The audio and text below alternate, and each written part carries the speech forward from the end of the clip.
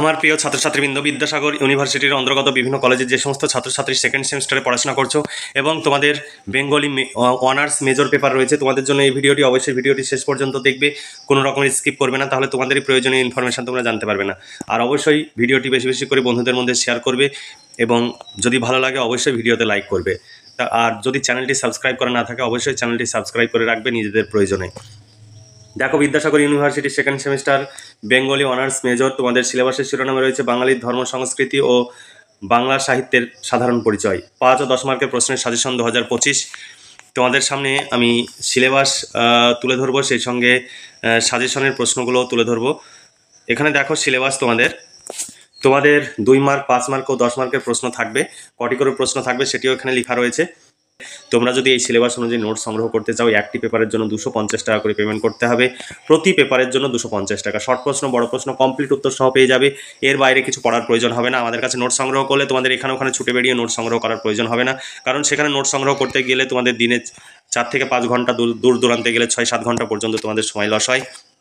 সেই সময়ের মূল্য যদি ধরো তাহলে লেবার চার্জ ধরলেও 400 থেকে 500 টাকা পার ডে সময়ের মূল্য হিসাবে তুমি খরচ করছো। তাছাড়া তোমাদের কোচিং সেন্টারের ফি বা টিউশন ফি, তারপরে তোমাদের যাতায়াত খরচ, টিফিন খরচ, আনুষঙ্গিক বইপত্রের খরচ, এত বিপুল পরিমাণের খরচ তোমরা হিসাব যদি করো, একটি সেমিস্টারে তোমাদের এই নোটসটি সংগ্রহ করতে তোমাদের 8 থেকে 9,000 টাকা খরচ হয়। কিন্তু আমাদের কাছে নোটস সংগ্রহ করলে তুমি বাংলা মেজরের জন্য 250 টাকা, ইতিহাস মাইনরের জন্য 250 টাকা বা পলিটিক্যাল সায়েন্স মাইনরের জন্য 250 টাকা, অর্থাৎ একটি পেপারের কমপ্লিট নোটস পেয়ে যাবে 250 টাকায়। অথচ এই নোটসগুলো সংগ্রহ করতে একটি পেপারের জন্য তুমি 7 থেকে 8,000 টাকা তুমি খরচ করছো। তুমি যদি সমস্ত হিসাব করো তাহলে বুঝতে পারবে তুমি এত বিপুল খরচ কেন করো। তোমরা এই সময়টা তুমি কোনো কম্পিটিটিভ পরীক্ষা বা কোনো কাজ শেখো, যাতে ভবিষ্যৎ কর্মজীবনে উপনীত হওয়ার ক্ষেত্রে তোমাকে সুবিধা এনে দেয়। অথবা তুমি বাড়ির কাজকর্ম করো এবং আমাদের কাছে নোট সংগ্রহ করে তুমি ঘরে বসে পড়াশোনা করে পরীক্ষার প্রস্তুতি নাও, তুমি বেশি উপকৃত হবে। তবে তোমরা কি করবে সেটা তোমাদের ব্যক্তিগত ব্যাপার। আমরা কখনো কাউকে ফোন বা মেসেজ করি না। তোমাদের প্রয়োজন হলে তোমরা মেসেজ করে যোগাযোগ করে নোটসগুলো সংগ্রহ করতে পারো। 250 টাকা পেমেন্ট করতে হবে এই একটি পেপারের জন্য। আমাদের এখানে ফিক্সড প্রাইস, কোনো রকমের দামাদামি হয় না, তাই কেউ দামাদামি করবে না। দেখো, বাংলার ধর্ম সংস্কৃতি থেকে প্রশ্ন 1 নম্বর। বাংলায় বৌদ্ধ ধর্মের উদ্ভব ইতিহাস সংক্ষেপে লেখো। বৌদ্ধ ধর্মের ধর্ম বিষয়ক বাংলা সাহিত্যের নাম লেখো। ভীষণ গুরুত্বপূর্ণ 2 নম্বর প্রশ্ন। সুফি কি? ভারতের সুফি ধর্মের উত্থান ও বিকাশ সম্পর্কে আলোচনা করো। অথবা সুফি ধর্ম মতের মূল কথা সংক্ষেপে লেখো। অথবা সুফি ধর্মমতের মূল কথা সংক্ষেপে লেখো। অথবা বাংলায় সুফি ধর্মমতের মূল বৈশিষ্ট্যগুলি আলোচনা করো। 4 নম্বর প্রশ্ন। শৈব ধর্ম বৈষ্ণব ধর্মের মূল কথা ও বৈশিষ্ট্যগুলি সংক্ষেপে লেখো এবং সাহিত্যের নাম লেখো। অর্থাৎ প্রত্যেকটি ধর্ম বিষয়ক সাহিত্যের নামও আমাদের নোটসে দেওয়া রয়েছে। নাথ ধর্মের উদ্ভব ও বিকাশ সম্পর্কে আলোচনা করো। নাথ ধর্মের সম্পর্কে সংক্ষেপে লেখো। আর বাংলায় বাউল ধর্মের মূল কথাগুলি সংক্ষেপে লেখো। বাউল সাহিত্যের পরিচয় দাও। এরপরে দেখো, প্রাচীন যুগ থেকে তোমাদের প্রশ্ন। আমি শুধুমাত্র যেগুলো স্টার দেওয়া রয়েছে সেইগুলো পড়ছি, কারণ তোমাদের সিলেবাস অনেক বড়। এই প্রশ্নটি চর্যাপদের কাব্যমূল্যের গুরুত্ব আলোচনা করো। তবে এই প্রশ্নটি ভীষণ গুরুত্বপূর্ণ তোমাদের জন্য। চর্যাপদ কে, কবে, কোথা থেকে, কি নামে প্রকাশ করেন? চর্যাপদের রচনাকাল উল্লেখ করে এর সমাজ চিত্র বিশ্লেষণ করো। ভীষণ ইম্পর্টেন্ট। বা চর্যাপদে প্রকাশিত আর্থ সামাজিক জীবনের পরিচয় দাও। এরপরে 2 নম্বর প্রশ্ন। চর্যাপদের গুরুত্ব আলোচনা করো। তারপরের প্রশ্ন, চর্যাপদের কার সম্পাদনায় কোথা থেকে প্রকাশিত হয়? চর্যাপদ কতজন পদকর্তার নাম পাওয়া যায়? চর্যাপদের সাহিত্য মূল্য নিরূপণ করে বাংলা সাহিত্যে এর গুরুত্ব পর্যালোচনা করো। তারপর দেখো, শ্রীকৃষ্ণ কীর্তন কাব্য কে, কবে, কোথা থেকে আবিষ্কার করেন? বড়চন্দ্রদাসের শ্রীকৃষ্ণ কীর্তন কাব্যকে আখ্যান কাব্য বলার কারণ বিশ্লেষণ করো। আমি শুধু স্টার দেওয়া প্রশ্নগুলো পড়ছি, যেগুলো তোমাদের জন্য ভীষণ গুরুত্বপূর্ণ। শ্রীকৃষ্ণ কীর্তন কাব্যের আবিষ্কারক ও রচনাকালের নাম লেখো। শ্রীকৃষ্ণ কীর্তন কাব্যের বিষয়বস্তু সংক্ষেপে আলোচনা করে এর বাংলা সাহিত্যে এর অভিনবত্ব বিচার করো। বাংলা সাহিত্য ধারায় শ্রীকৃষ্ণ কীর্তন কাব্যের গুরুত্ব আলোচনা করো। বাংলা শ্রীকৃষ্ণ কীর্তন কাব্যে প্রতিফলিত তৎকালীন সমাজরীতি বা সমাজ জীবনের পরিচয় দাও। এটি ভীষণ গুরুত্বপূর্ণ তোমাদের জন্য। তারপরের প্রশ্ন, মঙ্গল কাব্যের উদ্ভব ও বৈশিষ্ট্যগুলি লেখো। মনসামঙ্গল কাব্যের কবি হিসাবে বিজয়গুপ্তের কৃতিত্ব বিচার করো। মনসামঙ্গল কাব্য রচনায় কেতকাদাস ক্ষেমানন্দের অবদান আলোচনা করো। চণ্ডীমঙ্গল কাব্যে মুকুন্দরাম চক্রবর্তীর আবির্ভাব ও পরিচয় সংক্ষেপে উল্লেখ করে তার কবি প্রতিভার মৌলিকত্বের দিকগুলি আলোচনা করো। এটি ভীষণ গুরুত্বপূর্ণ প্রশ্ন। এখানে আরও অথবা প্রশ্ন রয়েছে, সব প্রশ্ন করছি না। তারপর ধর্মমঙ্গল কাব্য থেকে ধর্মমঙ্গল কাব্যের স্বরূপ নির্দেশ করে যে কোনো একজন ধর্মমঙ্গল কাব্যের শ্রেষ্ঠ কবির কৃতিত্ব বিচার করো বা ঘনরাম চক্রবর্তীর কৃতিত্ব বিচার করো। রাঢ়ের ধর্মমঙ্গল কাব্যকে রাঢ়ের জাতীয় কাব্য বলার কারণ উল্লেখ করে যে কোনো একজন কবির কবি প্রতিভা বিশ্লেষণ করো।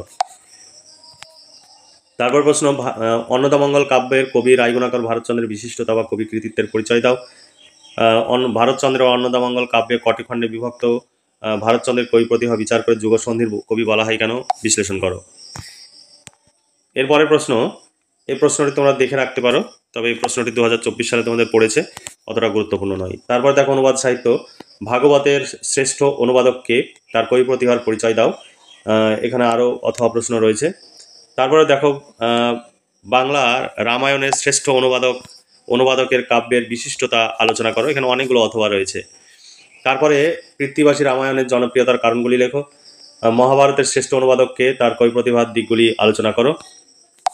এই মহাভারত এবং রামায়ণ এই দুটির মধ্যে একটি প্রশ্ন অবশ্যই তোমাদের পরীক্ষায় আসবে। তোমাদের অনেক বড় সিলেবাস, যে সিলেবাসে সত্যি বলা খুব মুশকিল। তারপরে বৈষ্ণব পদাবলী থেকে বিদ্যাপতি ও চণ্ডীদাসের তুলনামূলক আলোচনা করো, বা প্রাক চৈতন্য যুগের একজন বৈষ্ণব কবি প্রতিভার পরিচয় দাও। চৈতন্য পূর্ববর্তী ও চৈতন্য পরবর্তী বৈষ্ণব সাহিত্যের তুলনামূলক আলোচনা করো। এখানে জ্ঞানদাসের কবি কৃতিত্ব, গোবিন্দ দাসের কবি কৃতিত্বের বিচার করো। তারপর অন্তমধ্য যুগে তোমাদের রয়েছে বাংলা সাহিত্যের প্রথম জীবনী সাহিত্য কোনটি এবং কেন, এই বিষয়ে তোমার মতামত দাও। বা বাংলা সাহিত্যে বৃন্দাবন দাসের চৈতন্য ভাগবতের গুরুত্ব আলোচনা করো। মধ্যযুগে জীবনী সাহিত্যের পরিচয় দাও, যে কোনো কোন কাব্যটিকে তুমি শ্রেষ্ঠ মনে করো, যুক্তিসহ আলোচনা করো। এখানে অনেকগুলো অথবা দেওয়া রয়েছে। তারপর সপ্তদশ শতাব্দীর মুসলমান কবি ও কাব্য থেকে প্রশ্ন। দেখো সপ্তদশ শতাব্দী মুসলমান কবিদের সম্পর্কে কেউ কেউ বলেন যে তারা মধ্যযুগীয় বাংলা সাহিত্যের গতানুগতিকতা ভঙ্গ করে নতুনত্বের পরিচয় দেন। এই প্রসঙ্গে আরাকান রাজসভার কবিদের অবদান আলোচনা করো। তারপর সপ্তদশ শতাব্দীর আরাকান রাজসভার মুসলমান কবি ও তার কাব্যচর্চার বিশেষত্ব আলোচনা করো। বাংলা সাহিত্যের ইতিহাসে সৈয়দ আলাওলের কৃতিত্ব বিচার করো। বাংলা সাহিত্যে প্রণয়োপাখ্যান রচনায় দৌলত কাজীর বিশিষ্টতার পরিচয় দাও। এখানে আরও অথবা রয়েছে। শাক্ত পদ রচনায় রামপ্রসাদ সেন ও কমলাকান্ত ভট্টাচার্যের অবদান আলোচনা করো। নাথ সাহিত্য কি, সংক্ষেপে নাথ সাহিত্যে বর্ণনা করো। এরপরে দেখো আধুনিক যুগ থেকে তোমাদের প্রশ্ন। 1 নম্বর প্রশ্ন, বাংলা গদ্যের বিকাশে ফোর্ট উইলিয়াম কলেজের অবদান আলোচনা করো। ভীষণ গুরুত্বপূর্ণ প্রশ্ন। তারপরের প্রশ্ন, বাংলা প্রবন্ধে বঙ্কিমচন্দ্র চট্টোপাধ্যায়ের অবদান আলোচনা করো। বাংলা গদ্যে রামমোহন রায়ের অবদান আলোচনা করো। বাংলা চলিত গদ্যে প্রমথ চৌধুরীর অবদান আলোচনা করো। কাব্য কবিতা থেকে প্রশ্ন, বাংলা কাব্যে মধুসূদন দত্তের অবদান আলোচনা করো। ভোরের পাখি কাকে বলা হয়, তার কবি প্রতিভার পরিচয় দাও। অথবা বাংলা গীতিকাব্যে বিহারীলাল চক্রবর্তীর অবদান আলোচনা করো। ভীষণ গুরুত্বপূর্ণ প্রশ্ন, বাংলা কাব্যে জীবনানন্দ দাশের অবদান আলোচনা করো। বাংলা কাব্যধারায় কাজী নজরুল ইসলামের অবদান আলোচনা করো। এই সমস্ত প্রশ্নের উত্তর পেয়ে যাবে। 250 টাকা পেমেন্ট করতে হবে। শর্ট প্রশ্ন, বড় প্রশ্ন সব উত্তর সহ পেয়ে যাবে। এর বাইরে কিছু পড়ার প্রয়োজন হবে না, পরীক্ষায় 100% কমন পাবে। এরপর নাটক থেকে তোমাদের প্রশ্ন। নাটক থেকে প্রশ্নগুলো দেখে নাও। বাংলা ঐতিহাসিক নাটকে দ্বিজেন্দ্রলাল রায়ের অবদান আলোচনা করো। বাংলা নাটকে মধুসূদন দত্তের অবদান আলোচনা করো। বাংলা নাটকে গিরিশচন্দ্র ঘোষের অবদান আলোচনা করো। 4 নম্বর প্রশ্ন ভীষণ গুরুত্বপূর্ণ, বাংলা নাটকে দীনবন্ধু মিত্রের অবদান আলোচনা করো। বাংলা নাটকে রবীন্দ্রনাথ ঠাকুরের অবদান আলোচনা করো। বাংলা একাঙ্ক নাটকে মনোমত রায়ের অবদান আলোচনা করো। এরপরে উপন্যাসে তোমাদের প্রশ্ন, বাংলা উপন্যাসে রবীন্দ্রনাথ ঠাকুরের অবদান আলোচনা করো। বাংলা উপন্যাসে শরৎচন্দ্র চট্টোপাধ্যায়ের অবদান আলোচনা করো। ভীষণ গুরুত্বপূর্ণ, বাংলা উপন্যাসের ধারায় ত্রয়ী বন্দ্যোপাধ্যায় অর্থাৎ বিভূতিভূষণ বন্দ্যোপাধ্যায়, তারাশঙ্কর বন্দ্যোপাধ্যায়, মানিক বন্দ্যোপাধ্যায়, তিনজন বন্দ্যোপাধ্যায় সম্পর্কে আলোচনা রয়েছে।